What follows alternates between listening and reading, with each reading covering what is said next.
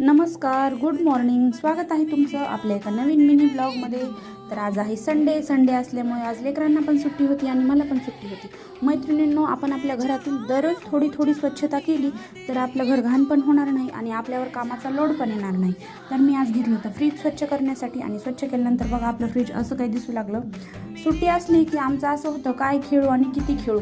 इथं म्हणून चाललं होतं खेळभांडे खेळण्याचं काम आणि ती खेळभांड्यामध्ये पानाच्या छोट्या चपात्या बनवत होती. आणि आज आहे नाग चतुर्थीचा उपवास, म्हणजे आज भावासाठी उपवास पकडते. तुम्ही फराळीमध्ये बनवली होती आज भगर. आणि आमच्या गावामध्ये आज तुळशी वृंदावन विकण्यासाठी गाडी आली होती, तर आम्ही तुळशी वृंदावनाची खरेदी केली. आणि उद्या सोमवार आहे, मग उद्या बेल तोडत नाहीत, मी आजच बेल तोडून घेतला.